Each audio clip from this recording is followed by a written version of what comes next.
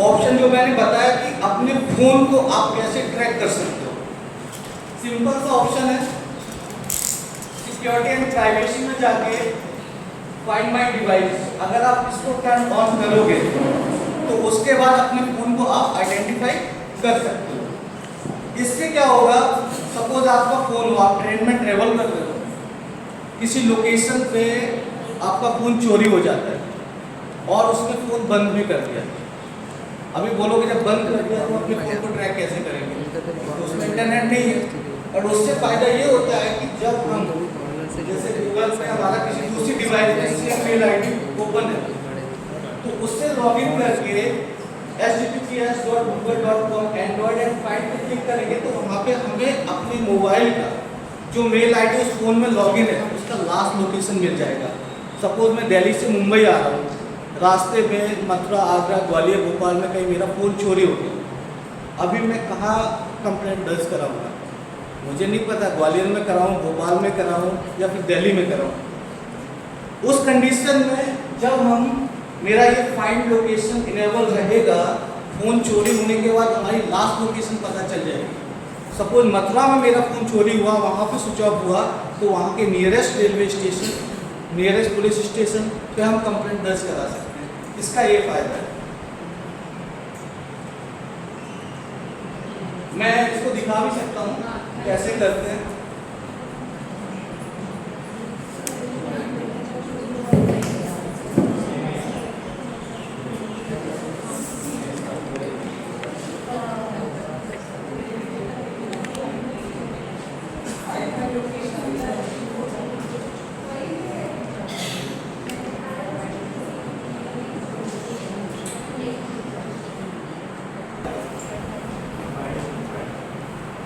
इसके पास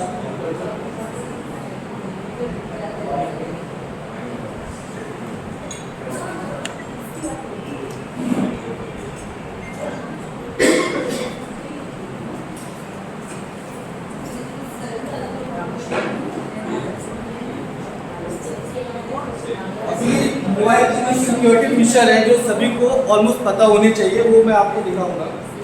इस क्या क्या सिक्योरिटी फीचर आजकल क्या है, जैसे एंड्रॉयड है, माइक्रोसॉफ्ट है, सभी क्या है अपनी सिक्योरिटी को इन्वेंट कर रहे हैं। जैसे जैसे थ्रेट बढ़ रहा है, रिस्क बढ़ रहा है, वैसे वैसे सिक्योरिटी भी बहुत ज़रूरी है। अब जैसे ये मेरा फ़ोन है, इसमें सिक्योरिटी एंड प्राइवेसी फीचर है सेटिंग में, इस पर मैंने क्लिक किया तो सबसे पहले ये क्या है दिखा रहा है, लुक्स गुड चेकिंग डिवाइस। कुछ फीचर है जो हमेशा क्या है हमें देखने चाहिए। Review application with permission remove. अगर कोई भी ऐसा एप्लीकेशन है जो थ्रेट है तो हमारा फोन क्या उसको आइडेंटिफाई करेगा कि ये जो एप्लीकेशन है वो हमें सिक्योर है या नहीं है। नेक्स्ट है एप्लीकेशन सिक्योरिटी। एप्लीकेशन सिक्योरिटी पे आपने क्लिक किया तो वहाँ पे दिखा रहा है आपको Google play protect and live threat detection. Live threat detection क्या होता है, सपोज आपने किसी भी लिंक पे क्लिक किया, कुछ भी किया, तो ये ऑपरेटिंग सिस्टम जैसे हम एंड्रॉयड यूज करते हैं उसमें इनबिल्ट फीचर होता है, वो लाइव स्कैन करेगा, थ्रेट को डिटेक्ट करेगा और उसको क्वारंटाइन कर देगा जिससे वो हमारे मोबाइल पे इफेक्ट ना कर सके। तो ये फीचर पे जो है हमें इनको इनेबल करके रखना है, डिसेबल नहीं होनी चाहिए।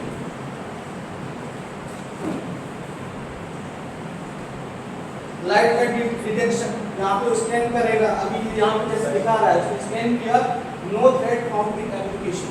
अभी ये क्या है हम लोगों को पता नहीं रहता है, हमने फोन लिया यूज कर रहे हैं, बट ये सारे फीचर जो है वो हमारे लैपटॉप, डेस्कटॉप, मोबाइल हर जगह अवेलेबल है।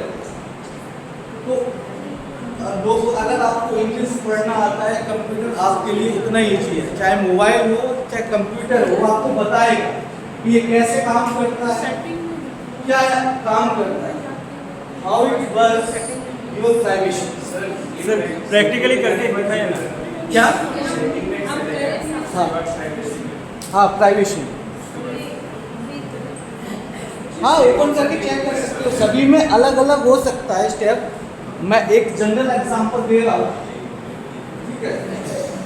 जैसे device lock unlock, lock unlock में आपको दिखेगा स्क्रीन लॉक हो गया, फिंगरप्रिंट हो गया, एक ऑप्शन है थेफ्ट प्रोटेक्शन। अगर हम जब इस पर क्लिक करेंगे तो ये क्या करेगा, ये आइडेंटिटी चेक करता है कि बिहेवियर एनालिसिस चेक करता है उस पर्सन का।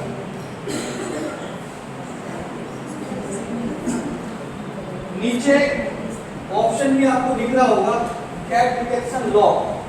The screen will be lock if the setting detect someone to your device and run. आप इसको ऑन कर सकते हो, ठीक है। ऑन करोगे ये भी एक सिक्योरिटी फीचर है। ऑफलाइन डिवाइस लॉक करना है वो भी एक सिक्योरिटी फीचर है।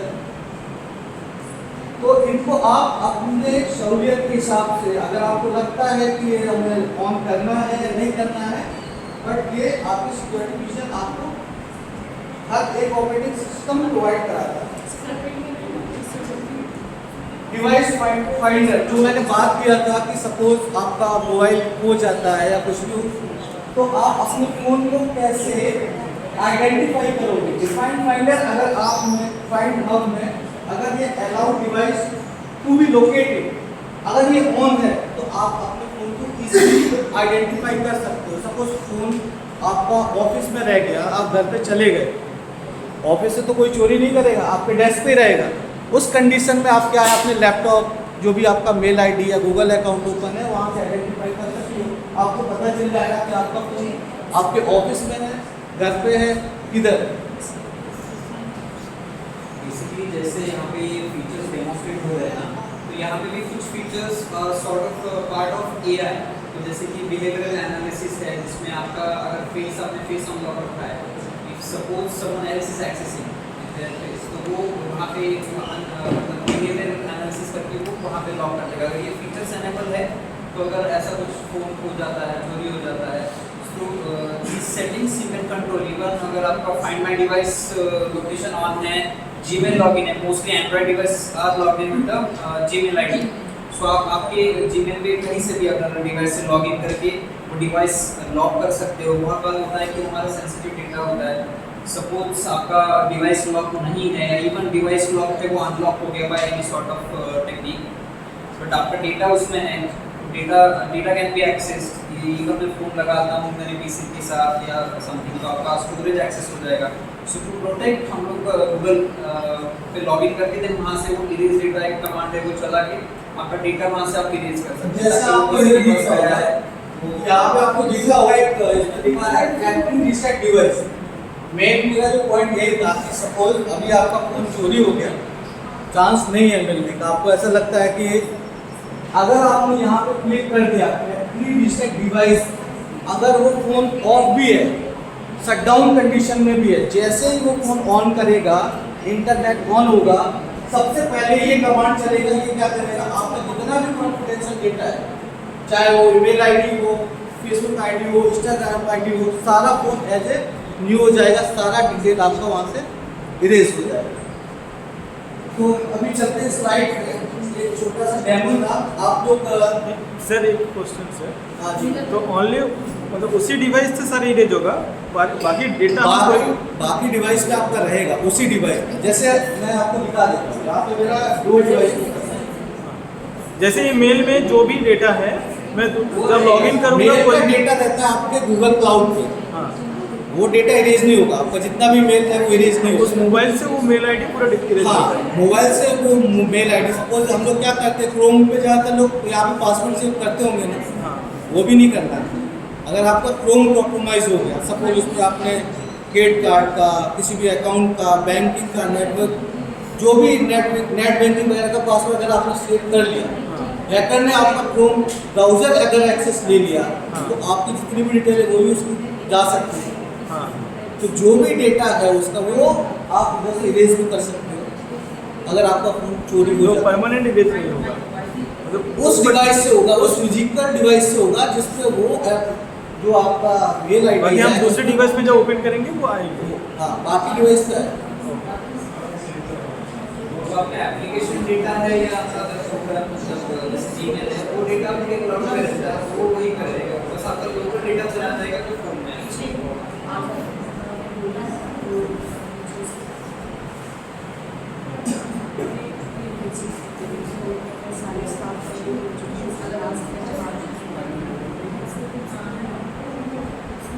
ये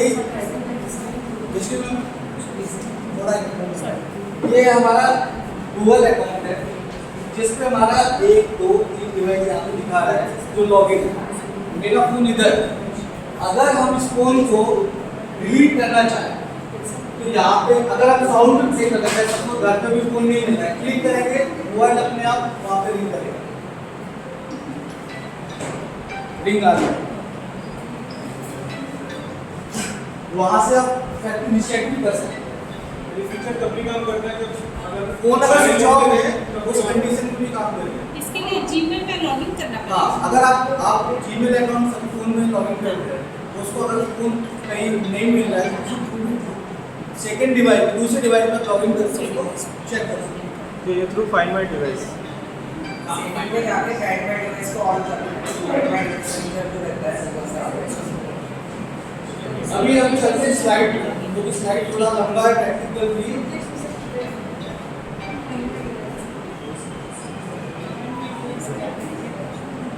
अगर उसमें इंटरनेट बंद कर दिया तो चोर नहीं।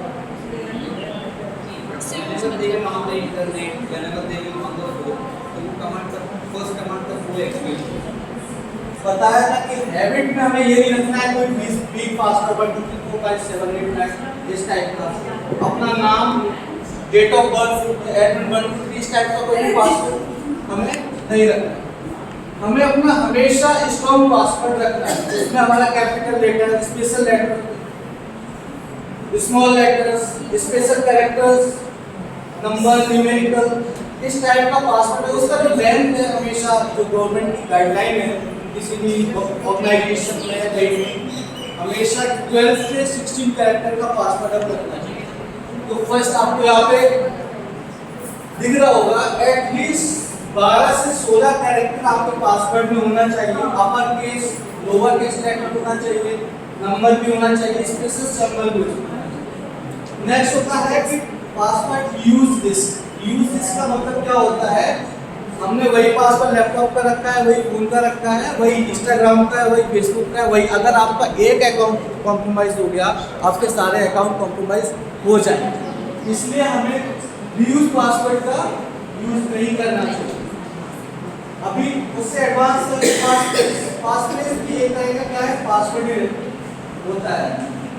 Longer password made the word easy to remember, hard to track. Passphrase क्या होता है, कई सारे टूल भी आते हैं, ऑर्गेनाइजेशन वगैरह यूज करते हैं कि पासफ्रेज क्रिएट करने के लिए। ये क्या है, साइबर एज्यूम की कुछ प्रैक्टिस है। अवॉइड रीयूज पासवर्ड, जैसे मैंने बताया आपको कि कोई भी रीयूज पासवर्ड हमें यूज नहीं करना है। एमएफए का जैसे कल भी जिक्र किया था मैंने कि मल्टी फैक्टर ऑथेंटिकेशन का यूज करना है, 2 फैक्टर ऑथेंटिकेशन का यूज करना है। और मैं जनरली बताऊं तो किसी भी ब्राउज़र में प्लीज़ कोई भी पासवर्ड सेव मत करें। ये बहुत ही मतलब अनयूजुअल है। क्या होता है कि ज़्यादातर लोग गूगल क्रोम का यूज़ करते हैं, तो जब हम फॉरेंसिक वगैरह करते हैं जैसे वेब फॉरेंसिक हो गया, तो सबसे ज़्यादा वल्नरेबिलिटी किस पे मुझे क्रोम को मिलती है, गूगल क्रोम। ये मेरा पर्सनल एडवाइस है, किसी कंपनी किसी उसके बारे में नहीं बोलना चाहता हूँ, वो भी गूगल ही बनाता है, बट उसमें क्या है जितना इजी रहेगा उतनी वल्नरेबिलिटी ज़्यादा रहेगी। इसलिए कोई भी पासवर्ड है वो ब्राउज़र पे सेव नहीं रखना। स्क्रीन लॉक का जैसे मैंने बताया, पिन, पासवर्ड, पैटर्न, फिंगरप्रिंट जो भी आपकी डिवाइस में हो वो आप यूज कर सकते हैं। मोबाइल में भी सेम फीचर्स रहते हैं। सिक्योरिटी सेटिंग में जाओगे, सिक्योरिटी में वहाँ आपको लॉक स्क्रीन लॉक मिलेगा।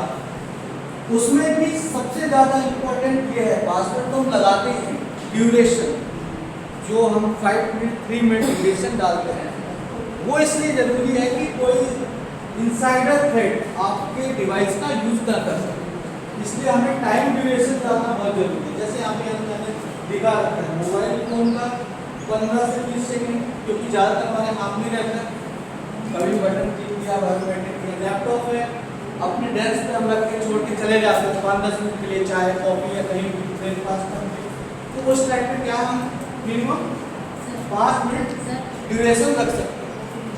Next slide. Device encryption, data protection, इसके बारे में हम थोड़ा सा डिटेल में चर्चा करते हैं कि ये डेटा इंक्रिप्शन क्या होता है। इंक्रिप्शन पता है आप लोगों को? इस इंक्रिप्शन का मतलब वो है कि कोई भी डेटा क्लियर टेक्स्ट में लिखा हुआ है।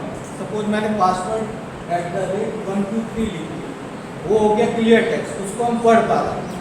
अगर हम उस डेटा को इंक्रिप्ट अनरीडेबल फॉर्मेट में कर दें, एक कोडिंग जैसे शॉर्ट हैंड लोग समझते होंगे, शॉर्ट हैंड यूज करते हैं, वो एक इंक्रिप्टेड हो गया किसी भी लैंग्वेज का। ऐसे ही डिजिटल वर्ल्ड में इंक्रिप्शन बहुत ही ज़्यादा इम्पोर्टेंट है, चाहे वो हमारा कॉन्फिडेंशियल डेटा हो, पर्सनल डेटा हो। उस डेटा को प्रोटेक्ट करने के लिए कुछ टूल भी रहते हैं इंक्रिप्शन के। ऐसे device encryption, device to protect your data by converting it into unreadable format. अब उसका कुछ फीचर होता है, जैसे एंड्रॉइड में भी कुछ फीचर होते हैं। सेटिंग में जाओगे, सिक्योरिटी प्राइवेसी में, आप उधर से डेटा का भी, डेटा प्रोटेक्शन इंक्रिप्शन का भी ऑप्शन रहता है। बाय डिफॉल्ट सभी फोन में वो इनेबल्ड रहता है। नेक्स्ट हमारा है विंडो, जो आप पर्सनल लैपटॉप यूज करते हो, उसमें एक फीचर होता है बिट लॉकर।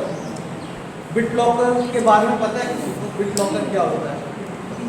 विंडो में आपने देखा होगा ज़्यादातर जो पर्सनल लैपटॉप होता है उसमें हम 2 ड्राइव बना लेते हैं, एक सी ड्राइव हो गया, एक डी ड्राइव हो गया। तो उस ड्राइव में हमने फोल्डर क्रिएट किया, फोल्डर के अंदर अपनी फाइल रखी, चाहे वो एक्सेल फाइल हो, वर्ड फाइल हो। बिट लॉकर एक विंडो का फीचर होता है, वो कैसे डेवलप करते हैं, बट आप लोगों को करना नहीं है। अगर कोई ऑर्गेनाइजेशन या सिक्योरिटी, क्योंकि ये उसका एक की रहता है फिजिकल की, वो हमें स्टोर करके रखना पड़ता है। अगर आप वो भूल गए तो आपका डेटा इनक्रिप्ट हो जाएगा। अगर आपने वो की आपको याद नहीं रहा तो वो डेटा किसी मतलब का नहीं, कोई यूज नहीं कर सकता। अब उसका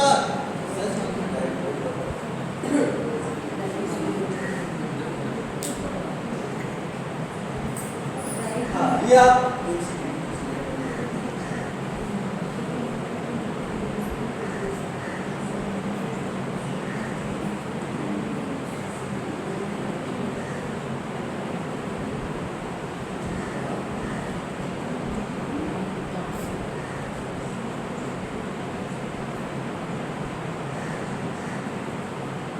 ये आपको दिख रहा होगा bit locker waiting for activation. अगर हम यहाँ से इसको ऑन कर देंगे तो ये क्या करेगा, जो हमारी ड्राइव सी ड्राइव, यहाँ पे सी दिख रहा है ना, उस ड्राइव को इनक्रिप्ट कर देगा। उसका मेन बेनिफिट ये है, सपोज आपका कोई भी कॉन्फिडेंशियल ऑफिस का डेटा या कोई पर्सनल डेटा है, आपका लैपटॉप चोरी कर लिया उसने। अब चोरी कर लिया, लैपटॉप लॉक है, वो ओपन नहीं कर सकता, सारी पासवर्ड की सब सिक्योरिटी लगी, तो वो क्या करेगा, उसके पार्ट निकाल के भेजने का ट्राई करेगा। और उसमें जो हार्ड डिस्क लगा हुआ है, वो हार्ड डिस्क में जो डेटा है, वो डेटा को वो डिक्रिप्ट नहीं कर पाएगा, देख नहीं पाएगा कि आपका कौन सा कॉन्फिडेंशियल, कौन सा ऐसा पर्सनल डेटा है उसमें। अब जैसे कल हमने थ्रेड्स का, स्कैम का, पर्सनल इंफॉर्मेशन का बताया था, अभी आपका सभी डेटा सी ड्राइव में, लैपटॉप भी चोरी हो गया है, उसका हार्ड डिस्क निकाल के वो मार्केट में लेके गया बेचने के लिए, उसमें आपका डेटा है, अगर उसमें बिट लॉकर लगा है तो वो डेटा वो रीड नहीं कर पाएगा। उस कंडीशन में वो क्या करेगा, सिर्फ डेटा को फॉर्मेट कर सकता है, उस डेटा का यूज नहीं कर पाएगा, वो डेटा रीड नहीं कर पाएगा। इसलिए ये फीचर जितने भी गवर्नमेंट ऑर्गेनाइजेशन है उनमें हम ये यूज़ करते हैं, पर्सनली भी यूज़ करते हैं, जितने प्राइवेट कंपनी है। ये एक सिक्योरिटी फीचर है जो हम ऑपरेटिंग सिस्टम यूज़ करते हैं उसका। बेसिकली इसका ये फीचर का यूज हम लोग ऐसे सिनारियो में करते हैं। हम लोगों ने देखा था एक साइबर थ्रेट रैंसमवेयर अटैक। अगर मान लीजिए आपका ऑफिशियल सिस्टम है, आपका ऑफिशियल सर्वर है, उस पर अगर कोई साइबर अटैक होता है, तो ऐसे सिनारियो में अगर आपका ड्राइव ऑलरेडी एन्क्रिप्टेड है, उसका एन्क्रिप्शन पासवर्ड आपके पास है, पास की आपके पास है, वो आपका डेटा वहाँ पे सेफ रहेगा, कोई अटैक नहीं कर पाएगा। बट अगर जैसी इसका रिवर्स हो गया, अगर आपके ऑफिशियल सिस्टम पे अटैक हो गया और वो प्लेन है, मतलब प्रोटेक्टेड नहीं है, इन दैट केस जो अटैकर है वो खुद इनक्रिप्ट करता है जिसकी आपके पास नहीं होती, सो वो डेटा आप एक्सेस नहीं कर पाओगे। सो रैंसमवेयर जैसे अटैक से बचने के लिए encryption is one of the good things. So जो आप हाँ यदि इंसिडेंट हुआ था हाँ see that was not a single system, complete उनका ओवरऑल सर्वर सिस्टम पूरा ही था। वहाँ पे भी सिक्योरिटी पैरामीटर्स होंगे, बट जहाँ पे हुआ या जहाँ से वो डेटा लीक हुआ वहाँ पे that feature might not be installed जो सिस्टम किया था। ऐसे विंडो की तरह ऐसे लैपटॉप एप्पल कई सारे लोग यूज करते हैं, इसमें मैक ओएस रहता है। मैक ओएस में भी एक फाइल होल्डर के फीचर आता है, वो एक सिक्योरिटी फीचर है सेम BitLocker की तरह, जो भी हमारे डेटा को प्रोटेक्ट करता है।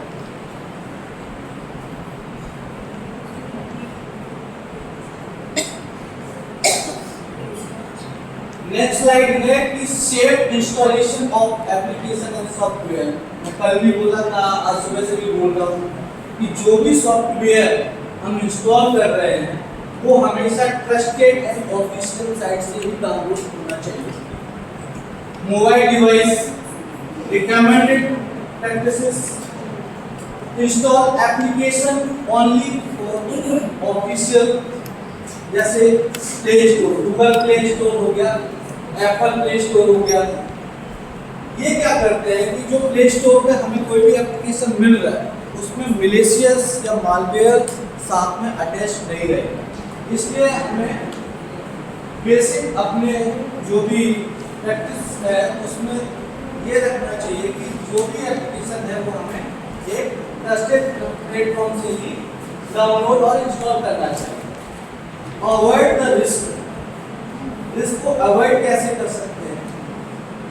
Do not install app from unknown source. हमें क्या है, कोई भी एप्लीकेशन है, सपोज कोई, जैसे कल मैंने एग्जांपल दिया था डॉक्यूमेंट रिसाइज करने का, थर्ड पार्टी एप्लीकेशन है, ब्राउजर पे गया मैं, ब्राउजर पे मैंने वहाँ से अपने डॉक्यूमेंट को रिसाइज कर लिया। जैसे ही वो PDF या फिर वर्ड जिसमें भी आप कन्वर्ट करके उसको डाउनलोड कर रहे हो, डाउनलोड करते टाइम ही वो क्या करेगा, वो एप्लीकेशन आपकी फाइल के साथ में कोई भी मिलेशियस सॉफ्टवेयर मालवेयर अटैच कर देगा। आप उस डॉक्यूमेंट को अपने लैपटॉप या मोबाइल पर जैसे ही डाउनलोड करोगे आपका सिस्टम कॉम्प्रोमाइज हो सकता है। इसलिए हमें पब्लिक या थर्ड पार्टी एप्लीकेशन से कोई भी अटैचमेंट डाउनलोड या एप्लीकेशन इंस्टॉल नहीं करना। सेल्फ इंस्टॉलेशन हो गया, अवॉइड कोलिक्स, कोई भी क्रैक सॉफ्टवेयर। हम क्या करते हैं कि चलो विंडो या फिर कोई भी ऑपरेटिंग सिस्टम या कोई भी एप्लीकेशन है, कई सारे एप्लीकेशन पेड रहते हैं, कंपनी है वो पैसे हम लेगी, क्योंकि हम क्या करते हैं मार्केट से या कहीं से भी क्रैक सॉफ्टवेयर उठाया, अपने लैपटॉप में अपने डिवाइस में इंस्टॉल कर दिया। आपने इंस्टॉल किया, आपको फ्री में मिल गया, आपका काम हो गया। बट वो क्या करता है, वो बैकएंड में आपकी एक्टिविटी, आप डेली क्या काम कर रहे हो, अपने लैपटॉप में क्या ओपन कर रहे हो, क्या टाइमिंग, आपकी बिहेवियर एनालिसिस को, आपके जो भी डेटा है उसको चोरी करेगा, आपकी एक्टिविटी को मॉनिटर करेगा। इसलिए हमेशा crack software, crack operating system ये हमें यूज नहीं करना है। जैसे माइक्रोसॉफ्ट ऑफिस है, लाइसेंस नहीं है चलेगा, बट एक इसका माइक्रोसॉफ्ट का टूल आता था, क्या नाम वो याद नहीं आ रहा मेरे को। वो टूल क्या करता था, इसको एक्टिवेट कर दिया, क्रैक वर्जन को एक्टिवेट कर दिया उसने। हम जो भी डॉक्यूमेंट बना रहे हैं, चाहे PPT बना रहे हो या कोई ऑफिशियल वर्ड पे क्या है, कोई कॉन्फिडेंशियल डेटा है किसी ऑर्गेनाइजेशन का, कोई नोट बनाया, कुछ भी बनाया, वो क्या करेगा, सारी इंफॉर्मेशन को अगर जैसे ही आपका PC इंटरनेट से कनेक्टेड है वो डेटा को टैप करेगा। वो अपने जो भी स्कूल का हैकर है या मेकर है उसके पास वो डेटा चला जाएगा। इसलिए हमें क्रैक वर्जन या क्रैक सॉफ्टवेयर ऐसा कोई यूज नहीं करना है। पब्लिक वाईफाई, जैसे फर्स्ट स्लाइड में मैंने एग्जांपल दिया, पब्लिक वाईफाई से क्या क्या रिस्क हो सकते हैं। जैसा मैंने बताया कि man in middle attack, man in middle attack एक टाइप का अटैक ऐसा है कि आप पब्लिक वाईफाई कनेक्ट किया, आपने बैंकिंग पोर्टल ओपन किया, आपको अर्जेंटली ट्रांजेक्शन कुछ करना है, आप पासवर्ड डाल रहे हो, नेट बैंकिंग का यूजर नेम डाल रहे हो, तो अटैकर क्या करेगा, फ्री वाईफाई आपने यूज किया, अच्छी स्पीड मिल रही है, आपने कहा चलो ट्रांजेक्शन कर देते हैं, मैं अटैकर हूँ, मैं भी उसी वाईफाई से कनेक्टेड हूँ, तो वो क्या हो गया, एक सेम नेटवर्क हो गया। जो आईपी आपके, जिस नेटवर्क की आईपी आपके लैपटॉप या मोबाइल को मिलेगी, उसी नेटवर्क की आईपी मेरे डिवाइस को भी रहेगी। तो मेरे लिए ये इजी हो जाएगा कि जो भी विक्टिम है, जिसको मैं अटैक करना चाहता हूँ, उसका सिस्टम का कमांड कंट्रोल, उसका user name, password, net banking का कैसे थ्रेड करते हैं, वो अभी इसके बाद में प्रैक्टिकल में बताऊंगा। तो इसलिए हमें पब्लिक वाईफाई को हमेशा अवॉइड करना है। पैकेट स्निफिंग ये भी एक तरह का, इस पैकेट स्निफिंग का क्या है, एक टूल होता है हमारे पास, वायरसास। जब हम ऑडिट करते हैं किसी भी ऑर्गेनाइजेशन का, तो उस टूल से क्या करते हैं, अगर कोई भी डेटा प्लेन टेक्स्ट में है, सपोज वेबसाइट है, हम क्या करते हैं HTTPS और HTTP, आप कभी भी ब्राउजर पे देखोगे HTTPS लिख के आता है, ग्रीन लगा रहता है, वो वेबसाइट सिक्योर है। अगर वो HTTP है और आपने यूजर नेम पासवर्ड डाला, लॉगिन किया, तो वो पासवर्ड और यूजर नेम दोनों मुझे मिल जाएंगे, आपको पता भी नहीं चलेगा, क्योंकि वो प्लेन टेक्स्ट में रहेगा, वो इंक्रिप्टेड फॉर्म में नहीं रहेगा। नेक्स्ट हम देखते हैं, ये कुछ टाइप है उसके, टेक्निकली है फेक वाईफाई बॉट्स। मैं गया, मैं एक पब्लिक प्लेटफॉर्म पे कहीं भी, मार्केट में कहीं भी, जहाँ पे सपोज करो किसी स्टेडियम में गया, क्रिकेट मैच चल रहा है, वर्ल्ड कप चल रहा है, मैंने अपना हॉटस्पॉट एक पब्लिक स्टेडियम के नाम से क्रिएट कर दिया। लोग ओपन करेंगे, बोले कि हाँ हौसला कोटला में या फिर अहमदाबाद में मोदी स्टेडियम में, जहाँ पे फ्री वाईफाई अवेलेबल है, बहुत सारे लोग, किसी को नहीं पता है कि वहाँ पर वाईफाई अवेलेबिलिटी है उसकी या नहीं। फेक हॉटस्पॉट जैसे ही आप कनेक्ट करोगे उसको, आपका मैक एड्रेस, आपका आईपी एड्रेस, आपके डिवाइस का नेम, सारा डेटा मेरे को मिल जाएगा। उसके बाद में आपकी डिवाइस के साथ कुछ भी कर सकते हैं। इसलिए हमेशा एक अटैक होता है कि सपोज कर मैं हैकर हूँ, मेरे को जाना है कि हाँ मैच चल रहा है, यहाँ बहुत सारे लोग मिलेंगे, सेलिब्रिटी आएंगे देखने, सब कुछ आएंगे, बट फ्री का लालच सभी को रहता है ना। इंटरनेट नहीं चल रहा, चल रहा व्हाट्सएप ले लेते हैं। उसमें चीज़ क्या होती है फोन में कि जब भी हम वाईफाई से कनेक्ट करते हैं, तो फोन में एक इंटेलिजेंस सिस्टम होता है कि वो उसी को कनेक्ट करेगा जिसमें स्पीड ज़्यादा आती है ऑटोमेटिकली। मतलब हैकर के पास क्लोन डिवाइस है पहले से, वाईफाई या फिर टेक्निकल डिवाइस आते हैं, तो उस डिवाइस में क्या होता है, उसमें 8 से 10 एंटीना लगे होते हैं, तो जहाँ पे एक्टिवेट करेगा वो सारे वाईफाई सिस्टम को डाउन कर देगा, तो अपने आपको इतना स्ट्रॉन्ग यूज करेंगे तो ऑटोमेटिकली करेगा, उसको कोई पासवर्ड नहीं लगा होगा। कनेक्ट जैसे आप कनेक्ट हो गए, आप किसी वेबसाइट पे जाओगे, हर वेबसाइट पे जो भी आप डालना, हर चीज़ आपको दिख जाएगी स्क्रीन पर, उसमें एक लाइव डेमो भी दिखाएगी। देखिए आजकल मोस्टली अनप्रोटेक्टेड वाईफाई नहीं होते पब्लिक प्लेटफॉर्म में भी, बट स्टिल काफ़ी बार हमारा वाईफाई फीचर एनेबल रहता है मोबाइल का, अगर घर पे यूज़ कर रहे हैं, ऑफिस में यूज़ कर रहे हैं, राइट। मान लीजिए आप किसी पब्लिक प्लेटफॉर्म में है, जैसे कि रेलवे स्टेशन या एयरपोर्ट, वहाँ पे ऐसे ही किसी हैकर ने या समथिंग एक्टिविस्ट ने एक वाईफाई एनेबल रखा है जिसको पासवर्ड रिक्वायर्ड नहीं है। जैसे ही आपका अगर वाईफाई एनेबल्ड है मोबाइल का, वो ऑटो कनेक्ट हो जाएगा, क्योंकि वो वाईफाई एनेबल्ड है, सिक्योर नहीं, पासवर्ड प्रोटेक्टेड नहीं है, तो कनेक्ट हो जाएगा। वंस इट इज कनेक्टेड, वो नेटवर्क कनेक्ट हो गया, आपके मोबाइल फ़ोन पे, आपके लैपटॉप पे आप जो भी ट्रांजैक्शन कर रहे हो, जो भी एक्टिविटी कर रहे हो, बेसिकली कोई डेटा शेयर हो रहा है, एवरीथिंग कैन बी ट्रैक्ड। और अगर आपका डिवाइस सिक्योरिटी अगर लो है, तो जैसे कि हम लोगों ने कुछ चीज़ें देखी, एन्क्रिप्शन या डिवाइस के अलग अलग सिक्योरिटी, एंटीवायरस होना, ताकि डेटा या कुछ मालवेयर आपके लैपटॉप पे डाउनलोड ना हो, आपके मोबाइल पे डाउनलोड ना हो। अगर आपकी डिवाइस सिक्योरिटी लो है, देन वो अटैकर आपके डिवाइस के साथ कुछ भी एक्टिविटीज़ कर सकता है, जैसे कि कुछ मालवेयर स्प्रेड कर देना, कोई वायरस स्प्रेड कर देना, जिसके थ्रू आपकी सारी एक्टिविटी ट्रैक हो, आपके फ़ोन में अगर कोई पासवर्ड सेव है तो ये सारी चीज़ें ट्रैक हो। तो ये अनसिक्योर नेटवर्क में कनेक्ट होने के ये बहुत बड़े डिसएडवांटेज है। अनटिल एंड अनलेस हमें कोई ऐसा क्रिटिकल टास्क नहीं करना है मोबाइल या लैपटॉप में, जैसे फाइनेंशियल ट्रांजैक्शन वगैरह, तो सब हम लोग को अवॉइड कर सकते हैं। जीमेल वगैरह तब तक करना इन द सेंस आपका अकाउंट तब तक हैक नहीं होगा जब तक आपका लॉगिन मैकेनिज्म से पासवर्ड या 2 फैक्टर ऑथेंटिकेशन नहीं मिलेगा।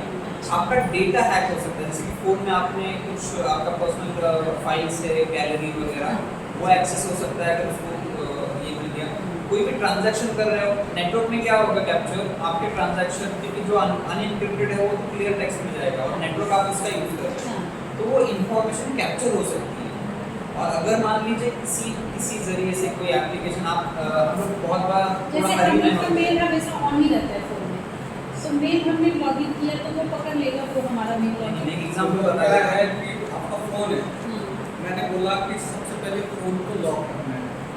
अगर आप पासवर्ड नहीं डालोगे नहीं डालेंगे तो आपका मेल आईडी है ओपन रहेगा, इजीली एक्सेस हो जाएगा। Easily access. तो सबसे पहले फ़ोन सिक्योर करना है। उसके बाद आप कोई भी एप्लीकेशन यूज़ कर रहे हो, जीमेल यूज़ कर रहे जी। हो, उसमें भी आप लॉगिन करो। तो उसके बाद जो आपने देखा होगा कि आप जब भी दूसरे डिवाइस पे अपनी मेल आईडी लॉगिन करोगे तो वहाँ से पॉपअप आएगा, अपने मोबाइल नंबर पे एक डिजिट देगा वो, 62, 15 या कोई भी नंबर, वो होता है 2 फैक्टर ऑथेंटिकेशन। वो आपने पासवर्ड डाल दिया, उसके बाद जो आपका मेन डिवाइस है, आपका फ़ोन जो आपके साथ रहता है, वहाँ पे वो बोलेगा कि इस पर क्लिक करो, तब आप उस मेल आईडी को लॉगिन कर पाओगे। तो पहले तो फ़ोन लॉक रखना है, अगर फ़ोन लॉक नहीं है तो सारा वल्नरेबल है ही। फ़ोन के बाद आपकी जो मेल आईडी है वो भी 2 फैक्टर ऑथेंटिकेशन होना चाहिए। इसलिए जितना ज़्यादा आप अपने पर्सनल डिवाइस को सिक्योर रखोगे उतना ज़्यादा आप पब्लिसिटी या फिर इंटरनेट की दुनिया में रियल वर्ल्ड में सिक्योर रहोगे। जैसे कि how to avoid public wifi security risk, आप इसको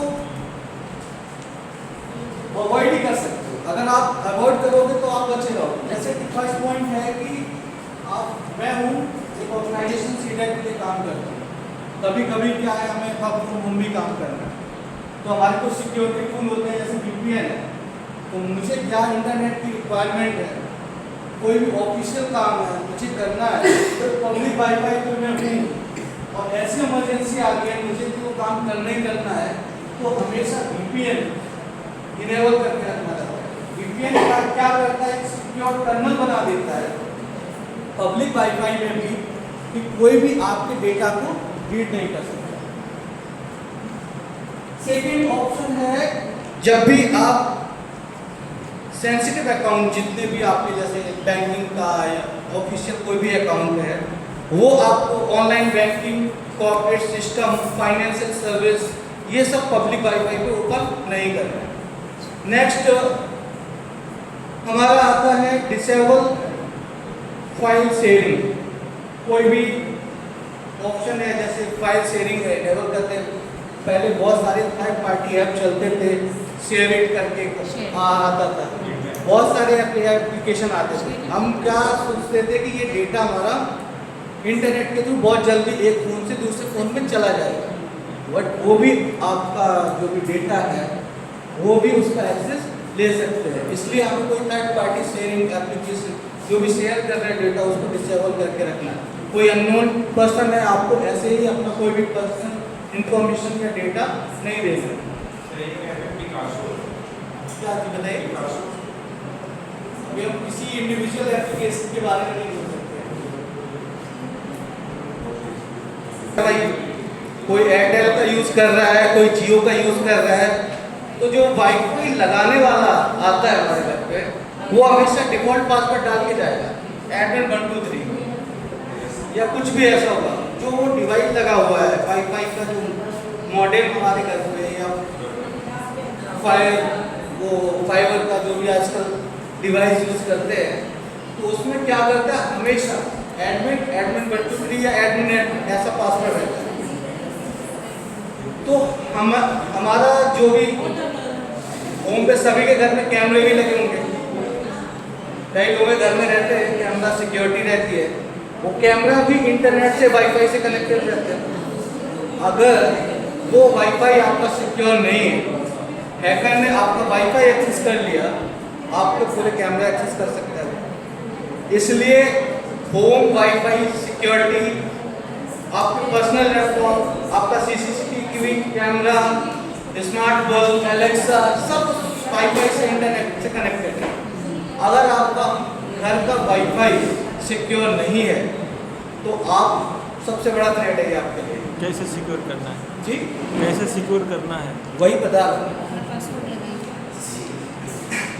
सबसे पहले फर्स्ट क्या है कि जैसे आप एयरटेल या फिर जियो जो भी वेंडर आता है उसको सबसे पहले बोलो जो भी डिफ़ॉल्ट पासवर्ड है उसको चेंज करना, और वो पासवर्ड आप खुद डालो, ना कि उसको बोलो कि ठीक आप डाल के दो।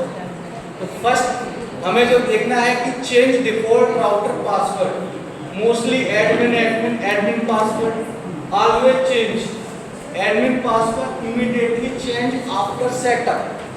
उसने सेटअप किया, अपना आप पासवर्ड ले लो, चेंज कर दो। सपोज आपको उसमें कुछ करना नहीं आता है, जब भी इशू आए, जो भी वेंडर आए, आप खुद उसको पासवर्ड दो कि इसका ये पासवर्ड है, ये इंटरनेट नहीं चल रहा है, इसको रिजॉल्व करो।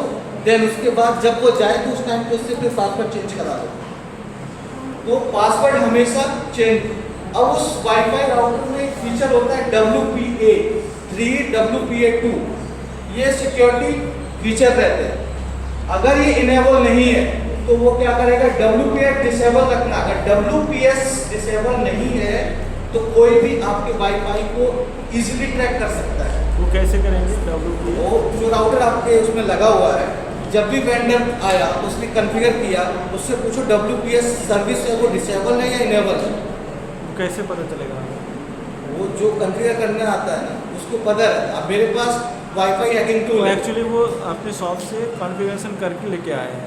करके लेके आया, उससे एक बार फिजिकली उससे पूछ के वेरीफाई कर सकते हो कि इसमें WPS है वो डिसेबल है इनेबल है। जो कॉन्फ़िगर किया है उसको पता है, आपको नहीं आएगा, फिर भी आप एक बार इंश्योर हो सकते हो। क्योंकि अगर ये इनेबल है तो कोई भी इजीली, ये मैं 2010-11 में हम पब्लिक वाईफाई जब जिसमें ये पहले इतना फीचर नहीं रहता था इनेबल, तो हम लोग जाते थे, टूल इनेबल किया, चेक किया, अच्छा ये वाईफाई चल रहा है, मूवी डाउनलोड कर लेते।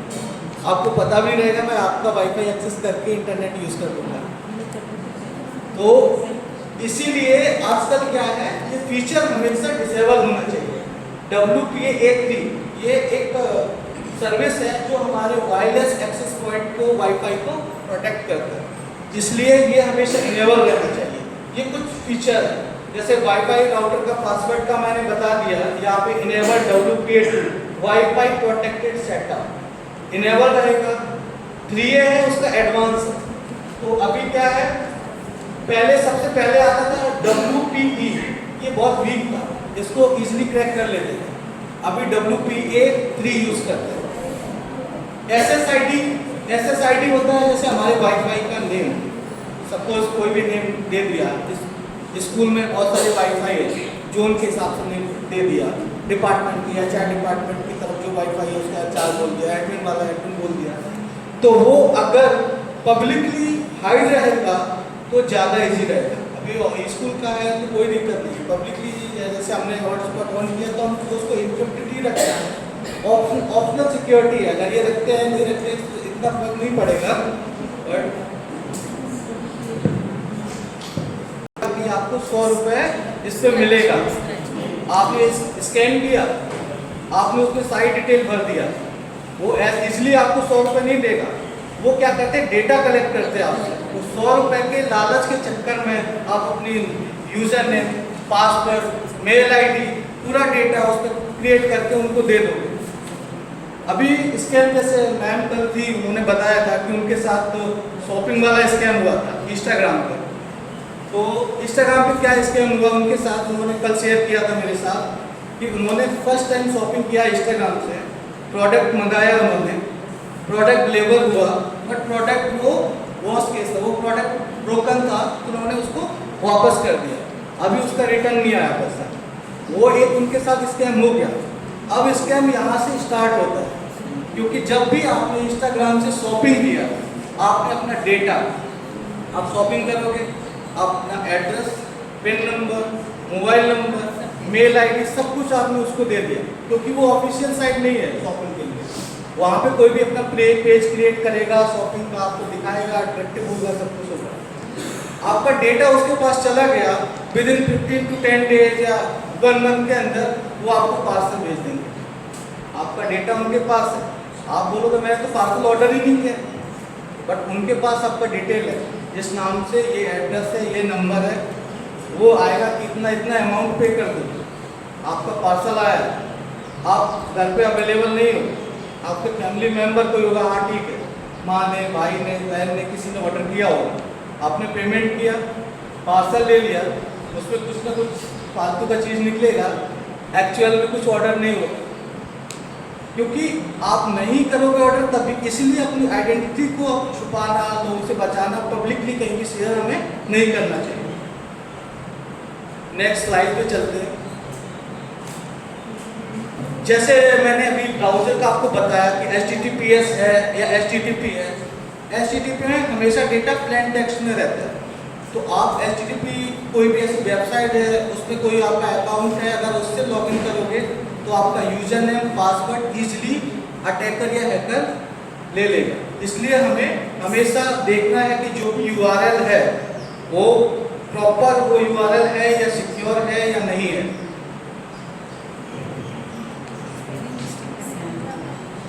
Email fishing awareness. Email fishing awareness क्या है कि कोई भी स्पैम ईमेल आपकी मेल आईडी पे आता है, हाँ, आपने क्लिक कर दिया और कोई अटैचमेंट हो सकता है, उसमें कोई फाइल हो सकती है जो किसी मलेशियस या मालवेयर के साथ अटैच होकर आपने डाउनलोड किया अपने सिस्टम में, तो इजीली वो आपके सिस्टम को क्या करेगा, हैक कर लेगा, या फिर बिहेवियर आपके सिस्टम का मॉनिटरिंग करेगा, आपका डेटा मॉनिटरिंग करेगा। तो हमेशा जिसमें कुछ इधर आपको दिख रहा है, मेल फिशिंग हो सकता है, कुछ टाइप है फिशिंग के, व्हाट्सएप फिशिंग हो सकता है, SMS फिशिंग, वॉइस फिशिंग हो सकता है, या फिर फेक जॉब ऑफर वगैरह। बहुत सारे जितने भी फ्रेशर्स स्टूडेंट होते हैं उनके लिए फेक जॉब ऑफर आते हैं टेलीग्राम वगैरह पे, तो हमेशा इनको हमें अवॉइड करके चलना है। जब भी फिशिंग होगा ना, वो हमेशा अर्जेंट, जो आपको दिख रहा होगा यहाँ पे रेड फ्लैग क्या है, आपको दिखे urgent action request, your account is suspended, इस टाइप के मेल आते हैं, अननोन अटैचमेंट रहेंगे उसमें, और सेंडर एड्रेस। तो हमेशा फिशिंग से बचने के लिए, सपोज आपके पास, आप किसी ऑर्गेनाइजेशन, किसी स्कूल, किसी डिपार्टमेंट में भी काम करते हो, अगर आपके पास कोई ऐसा स्पैम मेल आता है तो आप अपनी IT टीम, जो भी आपका नेटवर्क देखता होगा, IT टीम होगी या फिर सिक्योरिटी टीम होगी किसी ऑर्गेनाइजेशन की, आप अपने नियरेस्ट जो भी IT, जैसे नेटवर्क वाला है कोई बंदा, यहाँ पे इंफ्रास्ट्रक्चर देखता है, आप उसको बताओ, जो अपने सीनियर को, सिक्योरिटी टीम को बताएगा, तो इजीली हम उसको वहाँ पे उसको अवॉइड कर सकते हैं, आइसोलेट कर सकते हैं। इसलिए हमें रिपोर्टिंग बहुत ज़रूरी है। हम क्या करते हैं कि मेरा सिस्टम कॉम्प्रोमाइज़ हुआ, हमारे कलीग को पता ना चले, ये सोचते हैं कि मैंने ये गलती से क्लिक कर दिया इस वेबसाइट पे तो मैं फंस जाऊँगा। आप नहीं बताओगे तो मालवेयर वायरस क्या करता है, रेप्लिकेट करता है एक सिस्टम से दूसरे सिस्टम। ये यहाँ पे वाईफाई लगा है, 50 मोबाइल कनेक्टेड है, मेरे फ़ोन में वायरस है, वो इससे, इस नेटवर्क से दूसरे फ़ोन में जा सकता है, दूसरे फ़ोन से तीसरे फ़ोन में जा सकता है। इसलिए जब भी ऐसी कोई सिचुएशन हो तो सबसे पहले हमें रिपोर्ट करना है उसको। तो इसके बाद हम एक सिंपल सा प्रैक्टिकल करके दिखाते हैं कि वेब स्कैम कैसे होता है। वेब स्कैम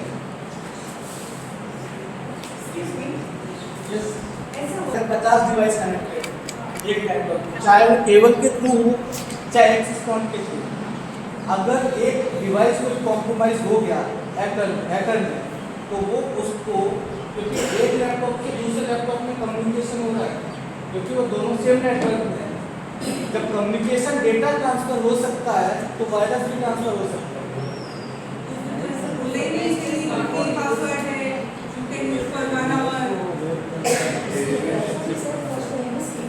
उस कंडीशन में जब आपके नेटवर्क को कॉम्प्रोमाइज करना है, उस कंडीशन में वो तो नहीं बोला, वो रेलवे पे वो फ्री वाईफाई से हमें नहीं बोला free Wi-Fi using is not consider, मतलब यूज कर सकते हैं but not for the critical things. अगर आपके फोन में जैसे फर्स्ट तो आपकी डिवाइस सिक्योरिटी, जो डिवाइस आप यूज कर रहे हैं वो सेफ होना चाहिए। अगर वो डिवाइस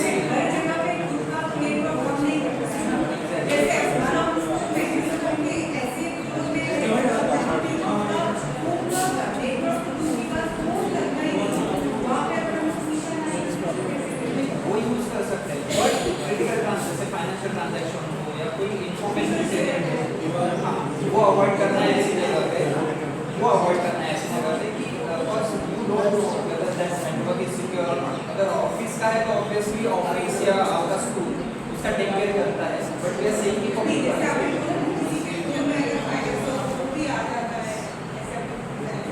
दैट डिपेंड्स ऑन आप कोई अटैचमेंट डाउनलोड करते हो। जैसे कि फिशिंग वाला एक एग्जांपल था, आपको कोई मेल आया, आपने अगर कोई अटैचमेंट डाउनलोड की, उसमें अगर अटैचमेंट में .exe फाइल है या कोई अदर फाइल है ना, वो डाउनलोड करोगे तो स्प्रेड होगा, तो भी उसके भी अलग है, उसके भी अलग है। .exe भेजने का आपको रिक्वायरमेंट ही नहीं है। .exe फाइल मतलब एग्जीक्यूटिव फाइल बस आप लैपटॉप डेस्कटॉप पे यूज कर सकते हैं।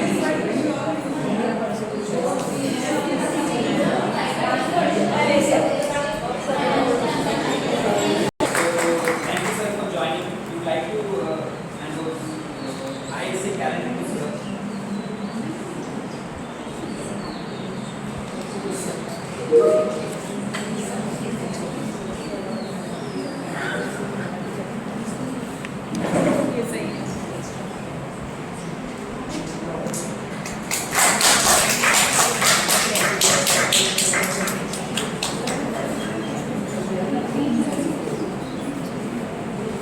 कि आपके साथ स्कैम हो कैसे सकता है। वॉलेंटियर जो भी कुछ लोग हैं इसको स्कैम कर सकते हैं आप, बट अपना मैं आपको बता देता हूँ, आप कोई अपना पर्सनल मतलब जो ओरिजिनल आईडी पासवर्ड जो भी है ऐसा कुछ मत एक्सेस करना। मैं आपको बताऊंगा, मैं कोई भी फेक डाल देना। अभी एक्सप्लेन कर हमें बताएंगे कि जो क्रेडेंशियल हार्वेस्टिंग कैसे की जाती है। तो इसमें क्या होगा, बेसिकली आप जैसे आप गूगल स्कैन से आप स्कैन करोगे गूगल लेंस से, तो आपको एक लिंक आएगा, इस पर आप क्लिक करना और उसमें एक पेज ओपन होगा। उस पेज में आप यूज़र नेम प्रॉपर नॉर्मल जो आपका यूज़र नेम है वो डालिए, पासवर्ड के लिए आप कुछ भी डाल दीजिए। अब क्या होगा, जो पासवर्ड हम हार्वेस्ट करेंगे फिर आपको शो करेंगे कि पासवर्ड कैसे दिख रहे हैं, कैसे आपको बैकएंड में चीज़ें कैसे दिखती हैं। और आप जो वर्डिंग डालेंगे ना उसमें ये करिए कि कोई भी आपका पासवर्ड जो एक्चुअल में यूज करते हैं वो ना डालें। वो मत डालना। कोई भी डाल दीजिए 1 2 3 4 5 6 यूजर नेम अपना रखिए, जिससे मैं गैस कर पाऊंगा कि ये पासवर्ड किसका था। मैं पता कर पूछूंगा आपसे कि आपने यही पासवर्ड डाला था। और ये बेसिकली इंस्टाग्राम का एक फेक लॉगिन पेज हम लोग बता रहे हैं फिशिंग का। और सबसे खास बात, तो आप ओपन कीजिए फिर आपको बताता हूँ चीज़ हुआ ना आपका। मैं अभी नाम और बताऊंगा आपको क्या पासवर्ड डाला है, क्या नाम वही दिखा दूंगा। पासवर्ड